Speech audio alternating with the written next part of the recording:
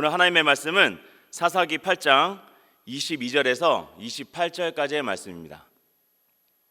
그때에 이스라엘 사람들이 기드온에게 이르되 당신이 우리를 미디안의 손에서 구원하셨으니 당신과 당신의 아들과 당신의 손자가 우리를 다스리소서 하는지라. 기드온이 그들에게 이르되 내가 너희를 다스리지 아니하겠고 나의 아들도 너희를 다스리지 아니할 것이요 여호와께서 너희를 다스리시라 하니라. 기드온이 또 그들에게 이르되 내가 너희에게 요청할 일이 있으니 너희는 각기 탈취한 귀고리를 내게 줄지니라 하였으니 이는 그들이 이스마엘 사람들이므로 금귀고리가 있었음이라. 무리가 대답하되 우리가 즐거이 드리리이다 하고 겉옷을 펴고 각기 탈취한 귀고리를 그 가운데 던지니 기드온이 요청한 금귀고리의 무게가 금 1700세겔이요 또 그 외에 또 초승달 장식들과 폐물과 미디안 왕들이 입었던 자색 의복과 또 그 외에 그들의 낙타목에 둘렀던 사슬이 있었더라. 기드온이 그 금으로 에봇 하나를 만들어 자기의 성읍 오브라에 두었더니 온 이스라엘이 그것을 음란하게 위함으로 그것이 기드온과 그의 집의 올무가 되니라. 미디안이 이스라엘 자손 앞에 복종하여 다시는 그 머리를 들지 못하였으므로 기드온이 사는 40년 동안 그 땅이 평온하였더라. 아멘. 기드온이 300명의 용사로 미디안과 싸워서 이기고 돌아오니 이스라엘 백성들이 기드온에게 한 가지 부탁을 하고 있습니다. 당신과 당신의 자녀, 자손들이 우리를 다스리게 하여 달라는 그러한 부탁이었습니다. 그랬더니 기드온은 나도 내 아들도 자손들도 당신을 다스리지 않을 것입니다. 하나님께서 다스릴 것입니다. 이렇게 말하면서 거절을 합니다. 이스라엘 백성들이 계속 주장하고 있는 것과 불만이 무엇이었겠습니까? 옆에 나라에는 왕이 있는데 자기들에게는 없다는 것이었습니다. 고작 300명이 군사로는 메뚜기의 많은 수와 같고 낙타의 수가 해변의 모래 같은 그 나라를 쳐 부수었으니 왕으로 당장 모시겠다는 그러한 것입니다. 그들의 물음에 기드온의 대답을 언뜻 보면은 신앙이 있는 것 같습니다. 내나 내 아들도 너희들을 다스리지 않을 것입니다. 하나님께서 다스릴 것입니다. 그렇게 말하죠. 이 말로 신앙이 있는 것 같아 보이지만은 사실 저는 그렇게 보지 않고 있습니다. 그는 귀찮아서 다스리지 않겠다는 것이지 정말 마음의 중심에 우러나는 그러한 말이 아니었다는 것입니다. 그 뒤를 보면은 대충 알 수가 있습니다. 24절입니다. 기드온이 또 그들에게 이르되 내가 너희에게 요청할 일이 있으니 너희는 각기 탈취한 귀고리를 내게 줄지니라 하였으니 이는 그들이 이스마엘 사람들이므로 금 귀고리가 있었음이라. 이스마엘은 아브라함의 아내 사라의 몸종인 하갈의 자녀이지 않습니까? 이 자손들은 유목 생활을 하였기 때문에 언제든지 자기들이 가지고 있는 그 물건과 물물 교환을 하기 위하여서 그렇게 금을 참 많이 가지고 다녔다고 그렇게 합니다. 이들에게 빼앗은 전리품을 달라는 것이 기드온의 주장이었습니다. 무슨 말입니까? 기드온은요, 싸움에서 이기니까 욕심이 생긴 것입니다. 하나님께서 이기게 하셨으니 하나님께 예배를 드리고 하나님께 많은 것을 바칩시다. 이렇게 해야 하는 것이 사사이지 않습니까? 그런데 자기의 욕심에 이기지 못하고 전리품을 달라는 것이었습니다. 금을 내놓으라는 것이었습니다. 이 기드온의 한마디에 백성들이 참 대단합니다. 즐거이 드리리이다 하면서 많은 물건을 바치게 됩니다. 바친 것들이 어떤 것이 있는가 한번 보면 이렇습니다. 먼저 탈취한 금 귀고리를 기드온에게 가져옵니다. 그 양이 얼마나 하면은 1700세겔이나 되었다고 합니다. 1세겔이 10g보다 더 많이 나갑니다.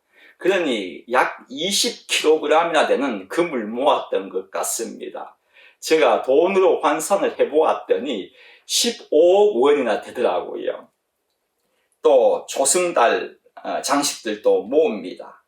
이 조승달이라면 얼른 생각나는 것이 이슬람의 상징이지 않습니까? 이러한 장식은 그때에도 유행했던가 봅니다. 그리고 폐물과 자색 의복. 자색 의복은 부유하고 권위 있는 자가 입는 값진 옷에서부터 죄수들이 입는 누더기 옷까지 일반적인 의복을 가리키는데 두루 사용한 것이라고 합니다. 기드온에게 누더기 옷을 바친 사람이 어디 있겠습니까? 미디안 왕들이 걸쳤던 자줏빛의 그 비싼 의복을 바쳤을 것입니다.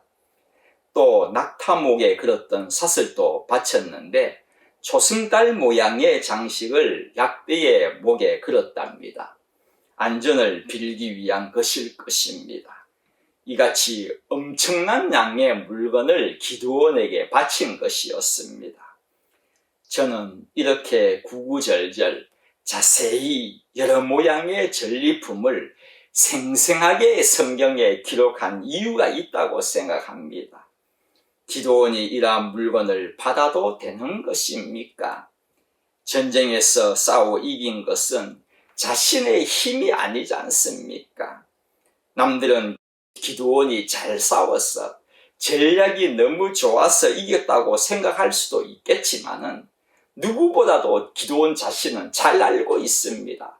하나님께서 싸워서 이기게 하셨다는 것을요. 하나님은 내가 함께 할 테니 싸우라, 이긴다, 이러한 말씀을 믿게 하시려고 기드온이 요구하는 모든 기적들을 체험하게끔 하셨지 않습니까? 저는 그렇게 생각합니다. 백성들이 고마워서 많은 것을 바친 것이 어떡하겠습니까? 이쯤 되면은 기드온이 이렇게 많은 물건을 받고 그 다음이 중요하다고 생각합니다. 저는 이렇게 구구절절 자세히 여러 모양의 것들을 기록하신 이유는 나는 너에게 이렇게 큰 은혜를 베풀었어. 너에게 많은 종류의, 많은 양의, 많은 것을 주었는데 너는 그것을 어떻게 사용하였는가? 이것을 하나님이 기드온에게 물으신 것이라고 생각됩니다. 기드온은 이러한 것들을 모아 선한 일을 위하여 사용해야 하였다는 것입니다. 그런데 그는 어떡합니까? 금으로 번쩍번쩍 빛나는 금 에봇을 만들고 맙니다. 여러분, 에봇이 무엇입니까? 대제사장이 입었던 앞과 뒤를 걸쳤던 그런 조끼 같은 것이지 않습니까? 또 그 안에는 우림과 둠림을 넣어두어서 하나님의 뜻을 알 때에 사용하였던 그것입니다. 또한 이 에봇은요, 아무 것으로나 만들어서 되는 것도 아닙니다. 아무리 귀하다고 하는 금으로나 음으로도 만들 수 없다는 것입니다. 하나님의 정하신 방법대로 만들어야 하는 것입니다. 성도 여러분, 확실히 아셔야 합니다. 우리에게 귀하고 생각하는 것들이 하나님께는요, 쓰잘데기 없는 것이 될 수가 있다는 것입니다. 아무리 나에게 귀한 것일지라도 하나님의 말씀대로 만들어지지 않고 사용되어지지 않을 때에는 그것은 하나님께는요, 천한 것이 될 수 있다는 것을 기억하셔야 합니다. 금, 우리에게는 금액으로 따지면 이보다 더 값비싼 물건들이 얼마나 더 있겠습니까? 그러나 하나님께는 뭐가 그것이 그렇게 귀하겠습니까? 반대로 아무리 인간들이 생각할 때 천한 것일지라도 하나님의 말씀대로 만들어지고 사용되어질 때에는 하나님께서는요, 귀하게 보신다는 것 또한 저희들이 알아야 할 것입니다. 저희들은 흙으로 지어졌지 않습니까? 저희들은 질그릇입니다. 질그릇일지라도 하나님이 이 안에 우리에게 생명을 담아 주셨고 주님의 십자가의 사랑을 담아 주셨기에 비록 질그릇일지라도 세상 사람들은 볼 때에 하찮은 그러한 것일지라도 우리 하나님께서는요, 그렇게도 우리가 사랑스러운 것입니다. 무엇으로 지어졌느냐가 중요한 것이 아닙니다. 무엇으로 채워져 있느냐가 중요한 것입니다. 여러분, 여러분의 마음속을, 머릿속을, 기도의 속을 그의 나라와 그의 뜻이 무엇인가를 먼저 채워보십시오. 하나님이 오늘 나에게 원하시는 것이 무엇인가? 어떻게 하면 하나님을 위하여 오늘 또 살아갈 수 있는지를 먼저 기도의 속에 채워 넣어 보세요. 그 다음은 하나님 차례이십니다. 여러분의 소원을 이루어 주실 것입니다. 이게 어디 저의 추측입니까? 생각입니까? 저의 말입니까? 하나님의 말씀입니다. 기드온의 금 에봇은 번쩍번쩍하며 휘황찬란할지는 모르지만은 말씀대로 만들어지지 않고 말씀대로 사용되지 않았기 때문에 우상 숭배의 도구로 전략하게 됩니다. 27절 말씀입니다. 기드온이 그 금으로 에봇 하나를 만들어 자기의 성읍 오브라에 두었더니 온 이스라엘이 그것을 음란하게 위함으로 그것이 기드온과 그의 집에 올무가 됩니다. 음란하게 위한다는 것은 우상으로 섬겼다는 그런 말입니다. 우상 숭배입니다. 저는 그가 왜 금 에봇을 만들었을까를 생각해 보았습니다. 기드온이 대제사장의 역할을 하겠다는 그러한 뜻으로 만든 것은 당연히 아닐 것입니다. 그는요, 분명히 금으로 만들었어. 갑오로 물려주기 위하여서 만들었다고 저는 그렇게 생각을 합니다. 여러분, 말씀의 바탕으로 지어지지 않은, 만들어지지 않은 갑오, 아무 소용이 없는 것입니다. 하나님은 기드온에게 이적을 보이시면서 그를 세워서 승리를 하게 하셨지만은 결국은 자신으로 말미암아 우상을 섬기는 도구로 죄악의 늪으로 백성들을 빠뜨려버린 그러한 사사가 되어버렸다는 것입니다. 그에 의해 사사시대 두 번째로 긴 40년간의 평온이 찾아왔다고 기록하고 있습니다. 하나님은 그들에게 40년간의 평온을 주셨지만 정작 그들은요, 우상 숭배로 치달은 40년간이 되었다는 것입니다. 이러한 그들의 모습을 보면서 여러분들은 느끼시는 것이 없습니까?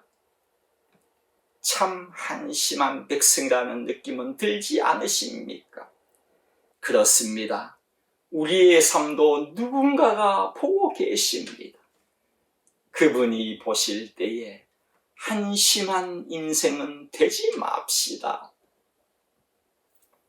며칠 전에는 세계의 이목을 집중시킨 한 장례식을 여러분들도 보았을 것입니다. 그와 너무나도 대조적으로 이곳에서는 아무도 관심을 가져주지 않은 한 분이 암으로 하나님의 부르심을 받았습니다. 홈리스였던 옥구마라는 사람이었습니다. 그는 어머니와의 관계가 좀 껄끄러웠던 모양입니다. 그래서 일본의 저 밑에 있는 오키나와라는 섬에서 동경으로 어머니에게 말씀도 드리지 않고 비행기 타고 날아왔답니다. 그래서 3년 동안은 열심히 일을 했는데 참 그렇게 외로웠답니다. 그래서 일도 못하고 저희들이 사역하고 있는 그 요요기 공원이라는 공원에 와서 죽을 생각도 하였답니다.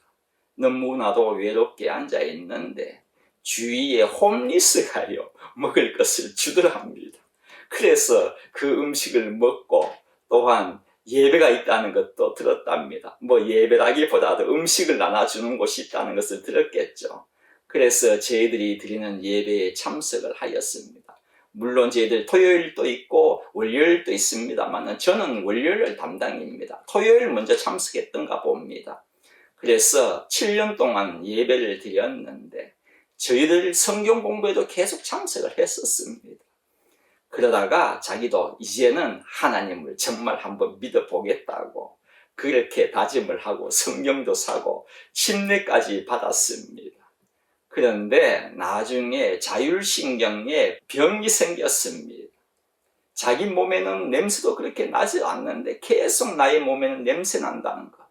또 주위의 사람들이 자기를 자꾸 죽이려고 한다는 그러한 망상에 빠진 것입니다. 그래서 도저히 견디지를 못하고 다시 하나님은 안 계신다, 없다 하면서 다시 세상의 길로 빠져버린 것입니다. 그런데 어느 날 한밤에 벤치에 정말 외롭게 앉아 있는데 주님께서 찾아왔던가 봅니다. 내가 여기 있다. 내가 너와 함께한다. 이 말씀에 그는 주님을 정말로 영접하게 되었다고 하더라고요. 자신은 하나님을 버려도 하나님은 결코 나를 버리지 않으셨습니다 라고 그것을 깨닫고 다시 성경을 사고 교회도 열심히 다니기 시작했습니다. 병도 점점 나아져서 다시 일하게 되었는데 이번에는요 암이 발생한 것입니다. 치료를 받으면서 병으로 아픈 것이 있지만 그러나 그는 겁이 나지 않았답니다. 하나님이 나를 통해 뭘 원하시는지를 알고 싶었다고 그러한 말을 하더라고요. 그리고 그는 이러한 말을 하였습니다. 저는 지금까지는 도움을 받아 사는 자였으나 지금은 헌신하는 기쁨으로 살아가고 있습니다. 이것이 저에겐 기쁨이고 이 기쁨을 주신 하나님께 감사드립니다. 이러한 고백을 하더라고요. 몸살이 많이 빠지고 항암 치료로 힘도 별로 없었지만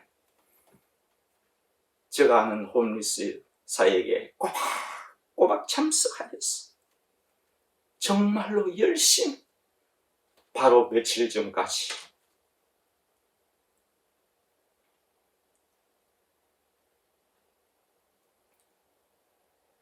힘껏 헌신하다가 하나님의 부르심을 얻었습니다.